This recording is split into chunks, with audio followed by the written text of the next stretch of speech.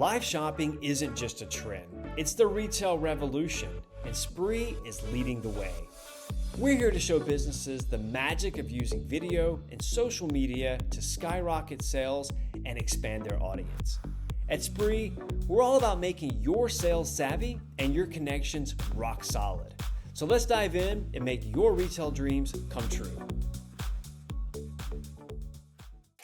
Hi everyone, my name is Corey Morris and I'm the CMO here at Sprii, and welcome to today's Expert Talk. Great to have you all with us. So look, as many of you all know, returns have become the new normal and are central to the modern online customer experience. Yet, how you manage e-commerce store returns before and after purchase can really set your brand apart, create a competitive advantage, and even enhance your profitability. So today, we're happy to be joined by what I would call a bona fide returns expert to explore how forward-thinking brands are turning the tide by improving the shopping experience both before purchase and after. Julia Söderqvist, welcome to the show. Where does this conversation find you today? Thank you, Corey. I'm so happy to be here, and I was very, very excited when you reached out because I think there are so many synergies between live shopping and also return management. Absolutely. So super excited to be here today. Where are you? Where are you right now? I'm based in Stockholm, so today it's very cloudy. It's not so quite cold for being May, but yeah. That's what we call typical Scandinavian weather. That's typical summer Scandinavian weather. Cool. So you're the founder, and CEO of Returbo. So just curious, how does somebody get into the returns management business? Actually, it started, my background is I worked as an urban planner for a couple of years until I realized this was not my call in life. So I started to do a lot of exploration. Should I start this or this? And I decided to start my own e-commerce business where I was going to sell dog beds. And so when I started this business, I had no thoughts of return whatsoever. But quite quickly, I understood it was extremely manual, it was costly, and did not go so smooth. So I started to become super nerdy when it came to returns and started to read ton of reports and also started to talk to other e-commerce businesses, how they were handling this, and all of them struggled. So from there, I decided to do something about this. And 2021, I hired my first developer, and 2023, we launched our product. And today we have more than 160 merchants using our service. So it's been a journey, so to say. That's a great origin story. Dog beds. Why dog beds? Actually, I started to when looking for a product, I used Jungle Scout. I remember find the product that has some competitive or it's easy to sell, and I ended up to use dog beds. And also I have a dog, so I was very. I was gonna ask you. I hope that you had a dog as well. That adds a little bit of credibility to a person selling dog beds. Why were people returning dog beds? What did they not like about them? It was everything from maybe it was not matching the color or the expectations.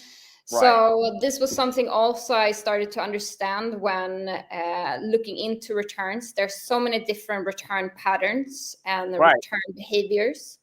So I think we will come into this more during our conversation, but just to there's different return patterns, and one of the major ones is that you buy something and it didn't match the expectation of the product. So yeah, that was one of the biggest problem, so to say. Right, right. So now that you've kind of touched on that, let's drill that down a little bit Mm, further.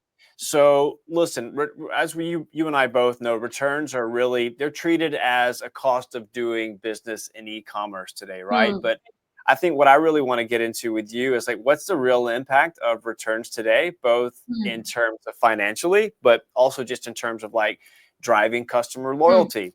And so just want to share some information with you guys who are chiming in today or tuning in today. So some recent reports indicate that return rates, and this kind of blew my mind, but they've doubled since 2019. So going from 8% to 17%. I definitely think that the pandemic probably has a lot to do with that. But in 2024, so like what's the overall cost of this? In 2024, consumers return products worth $890 billion. And I do believe this report was actually based upon the United States. So globally, that number is probably even higher. When I saw that number, it kind of blew my mind. mm, Now, what most people don't understand, and you can probably attest to this, Julie, is that this hurts business because the actual cost of processing a return can eat away as much as 65% of the item's original value. So there is mm, a very there's a costly part of doing this as well. But what I'm interested in, and what we can also talk about as well, is like what's really driving this. And I think it's two parts. For me, it's customers, especially Gen Z, because they now expect to be able to return products with ease. Ask my kids; it's like that's the first thing mm, they look like or they look at.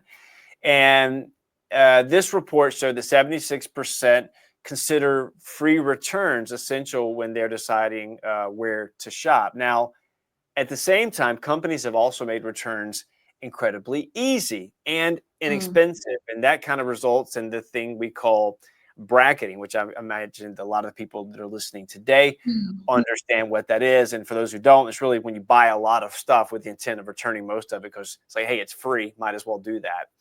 But I think, and you can probably agree, this is why having a clear process for both reducing and managing returns can really boil down to two things. Let's keep customers happy, but let's mm. also try to make returns less costly for your business, right? What are your thoughts on this? Yeah, I think as you mentioned, like returns are one of the biggest headaches when it comes to e-commerce. I know within the fashion industry, around 30% of what is bought gets returned, which of course has huge effect on the financial losses and will directly impact the bottom line. So the problem is like both you lose the product that you just sold, you will have to deal with the shipment to get the product back, but also the administrative part of dealing with returns. So we have some merchants that been before they started using Returbo, they spent 20 minutes per return in just pure administration. Like it's insane. But so like no one wants to have returns, like, and I completely understand that. That was my experience as well when I was running this dog business. So what I see a lot of merchants that we talk to, they're like, oh, let's make it as difficult as possible for people to make returns. The problem is that this will in the next step affect the customer loyalty. So I think today a big problem is that there's so much focus on the pre-purchasing journey. So you do everything to, get this customer. So you do different deals, you provide different shipment options, etc. And when the customer have purchased the item and they have received the item, we think that the entire customer experience is done there. But if they want to make a return and the return experience is difficult, Hmm. this will affect if they want to come back and purchase again. And 83% have said if they have a bad return experience, they will not buy with the company again. But on the other hand, if they have a good customer experience, 97% say they want to buy with the company again. That's interesting. So I think you and I can both agree. One thing is actually being able to make returns easier. Because look, no matter what Mm. we buy, we need to have the option to return. But we Mm. also want to reduce the amount of returns, right? And Yeah. that kind of happens in the pre-purchase phase, right? Yeah. Yeah, you can both do in the pre-purchase, but also in the after. And I think this comes down to the return, the different return behaviors that we were talking Right. about before. So one of the major is like, okay, you bought something and something it did not expect, or it didn't, Your what do you call it? expectations. Yeah, exactly. The Yeah. expectations that you had of the product. And of course, that will, you will have to, if you run an online business, that your customers can do a return then. So that's why I think it's super interesting with what you guys do as well, because that really helps the customer to get a feel of the product. They can maybe see the texture or see how things are like are on the body, if it's clothing, for instance, and really build trust, and also maybe have the conversation with the customer if Yeah, it's I could. really Yeah, right. thank you for saying that. That's just basically what I was saying. No, this is one of the most effective ways that brands can use live shopping, not only to drive sales, build community, but to, what we're talking about today, to Mm, reduce uncertainty about the product that they're buying and also kind of reduce returns. Because it's mm, really all about helping consumers, in our opinion, in my opinion, make more informed and better purchasing decisions. And as you said before, the industry standard can be as high as 30% for fashion. Obviously, fashion is a unique product. It's not the same as buying electronics. Let's just use that mm, as an example. So it does vary across industry. And there are some out there, some marketplaces which have a return rate as high as 40%, Zalando, for example, and there's yeah. various reasons for that. On Spree, we see a return rate amongst our customers less than 10%. And actually, in our latest Inside Live Shopping report, the vast majority reported their returns were less than 1%, which I think is great. And the reason is because when you're doing live shopping, you're able to address a few things. You're able to address sizing issues.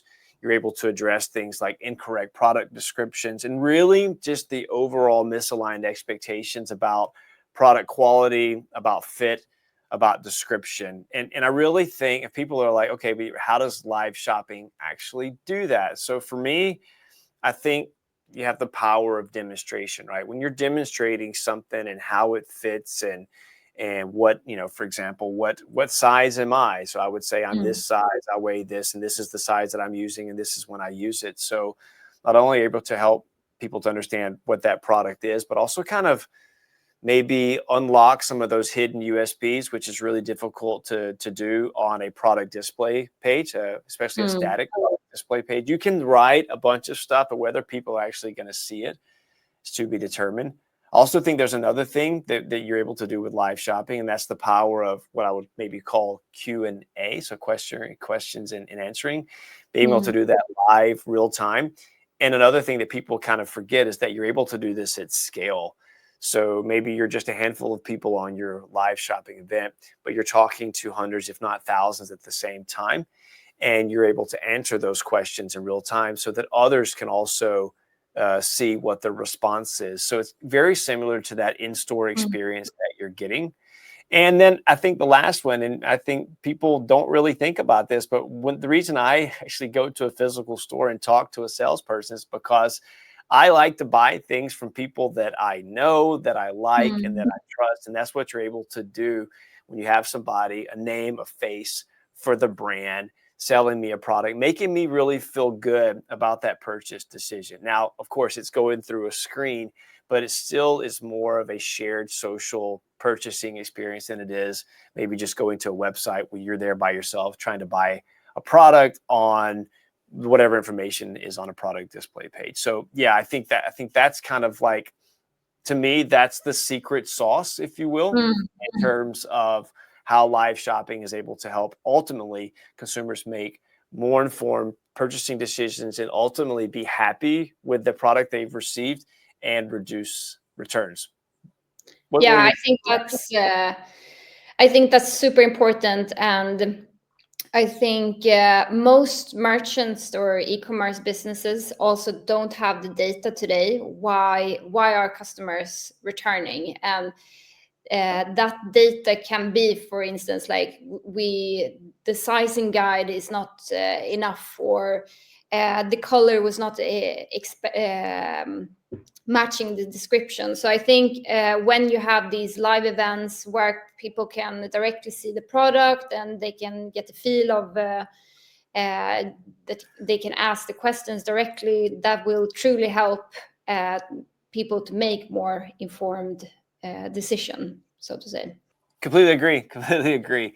So, how do you guys actually at Returbo?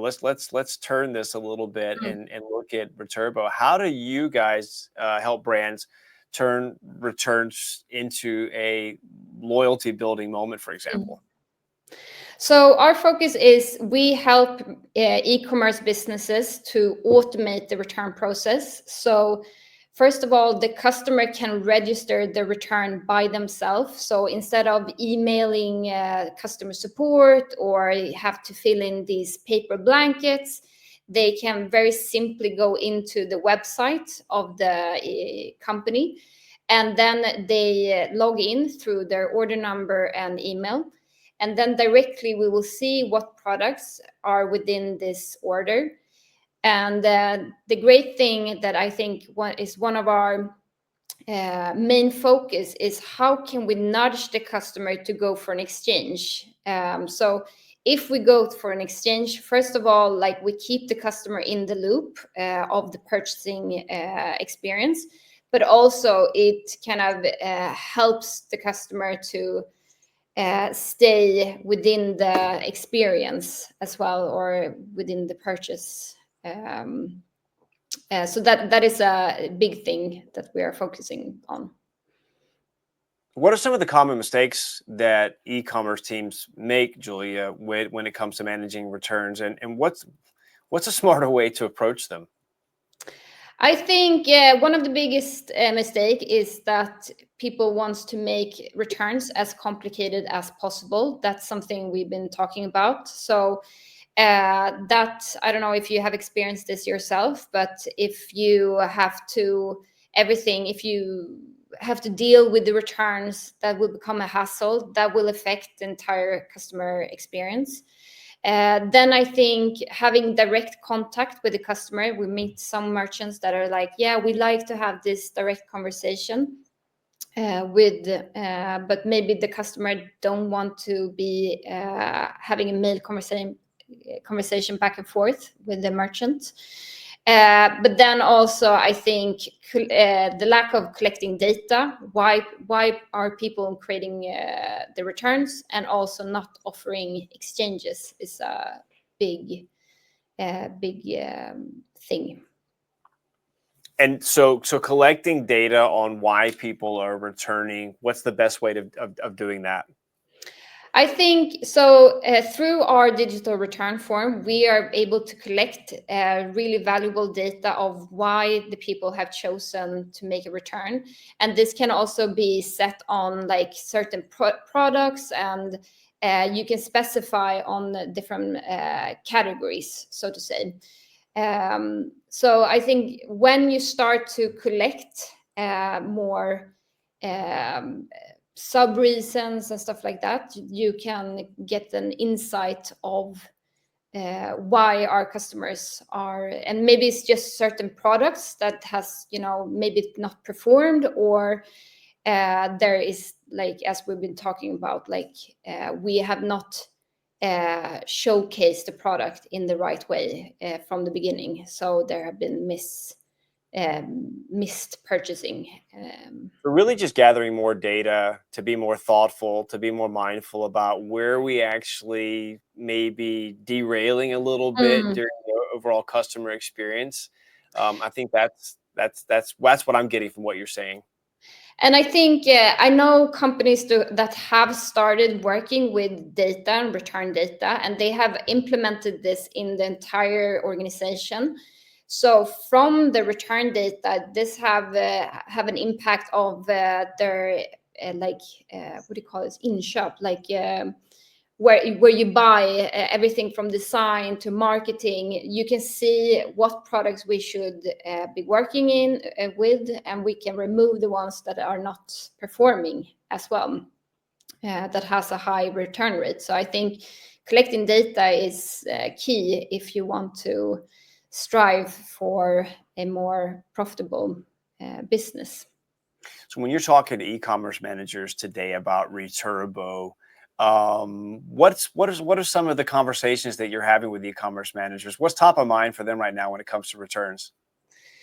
I think one of the biggest thing is to be able to offer exchanges, because that's today many of them have that you place a return, but then you have to go in and create a new order themselves. So to be within the portal and be able to create an exchange is has a huge impact. And we have seen customers that have saved up to 60% of all their what do you call it? Ärenden.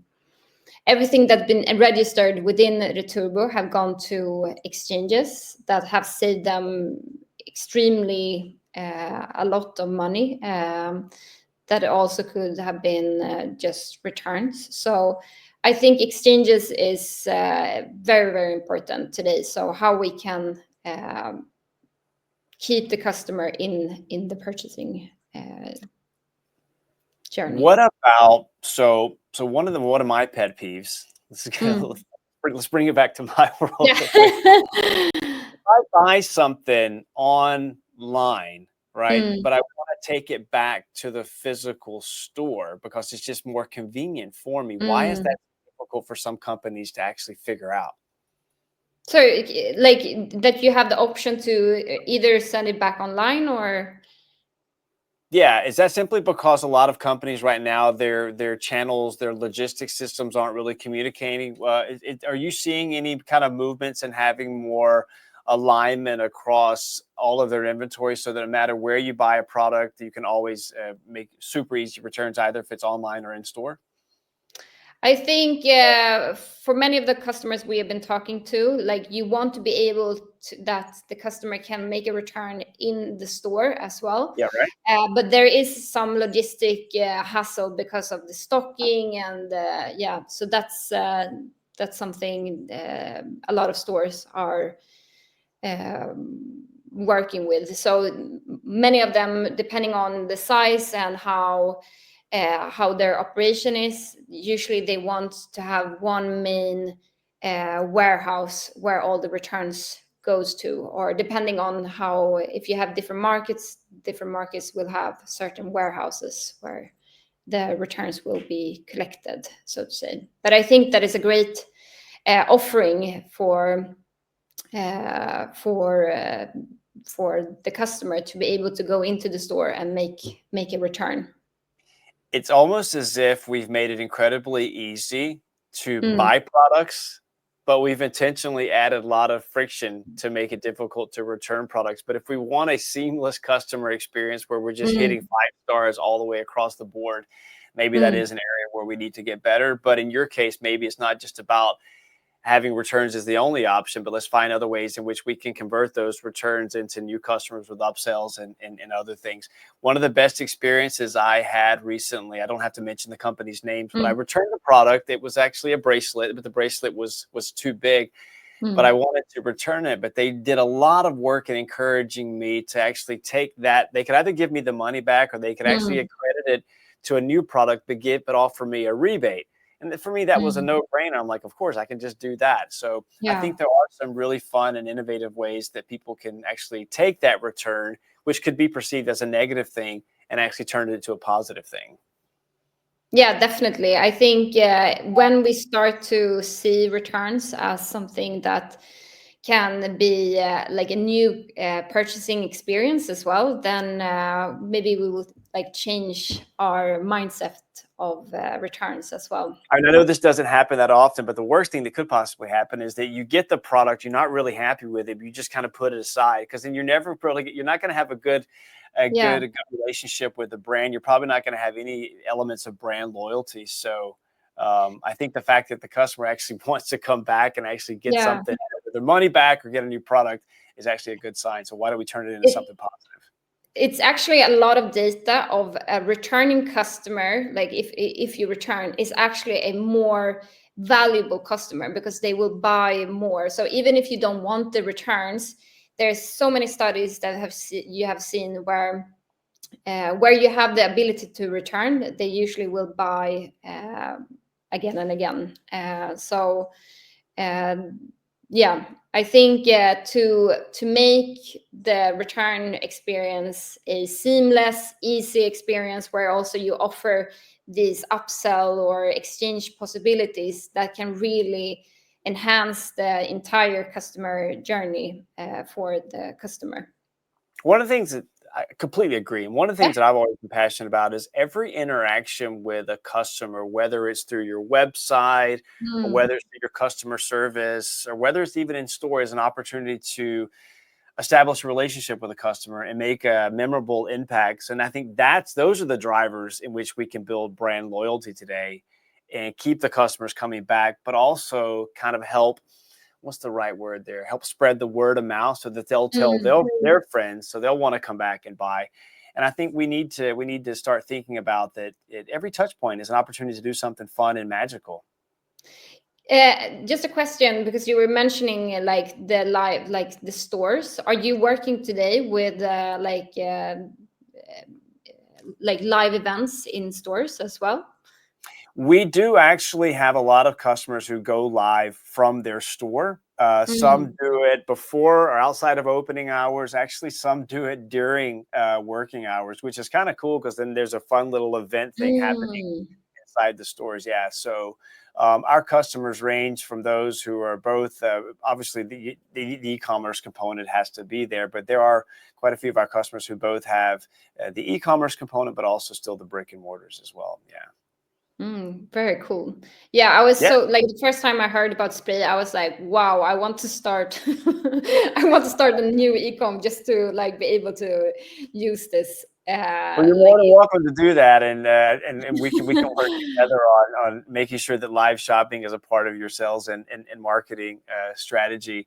And hopefully when we do so, we'll see a huge reduction in returns, but because there will be returns, then we'll use Returbo to make sure that that's a positive experience. So just in closing, like what's one piece of advice that you would offer the e-commerce, the marketing, the sales folks who are listening today? What's one piece of advice as a returns expert that you would offer them in terms of how they can improve their return rates or overall customer satisfaction?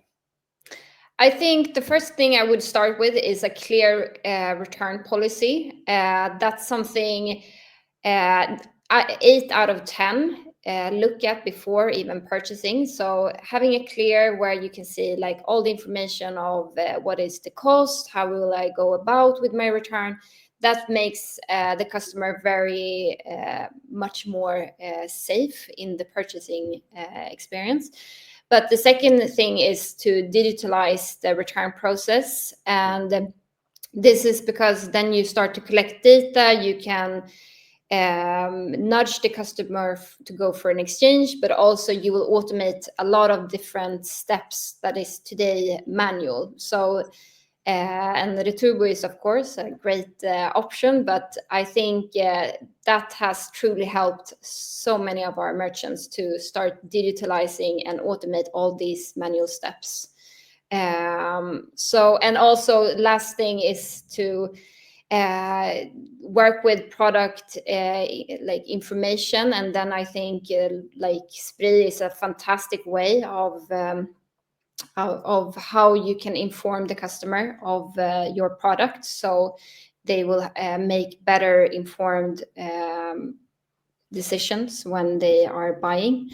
So yeah, clear return policy, digitalize the return process, and product better product information, I would say. That's perfect. That's the trifecta. We're going to do all three of those. Wonderful. If people want to get in touch with you, Julia, and they want to learn more about Returbo, where can they do that? You can either email me at julia@returbo.io, or you can find us on our website, returbo.io. And we work primarily with Shopify stores today. That's good to say as well. And yeah, so we are on Shopify App Store as well. If you just want to download and get started, it usually takes an hour to get everything set up. And we can, of course, help you with the setup as well. So yeah. And they can also find you on LinkedIn. Yes, thank you. You can add me on LinkedIn. You can add me on LinkedIn and also look at our follow our page, Returbo, to get more information. We're talking about the best way to actually get people to follow you on LinkedIn. I told Julia, just ask people to follow you, and most of them will. Yeah, so follow Julia on LinkedIn, follow Returbo on LinkedIn, and stay tuned in to all the great things that you guys are doing and how you're contributing to the evolution of e-commerce. And most of you who watch our shows, you know where you can find more information about Sprii. Just go to Sprii.io. You can also follow us on LinkedIn. You can follow us on Facebook, follow us on YouTube, plus a whole bunch of other social channels. There's tons of stuff to dig into to improve your live shopping IQ. Julia, thanks so much. Thanks so much for joining us today. And best of luck to you. Best of luck to Returbo. And again, thanks to all of you for joining us. And look, hope you all have a great day, and best of luck on all of your e-commerce journeys. Until next time. Bye.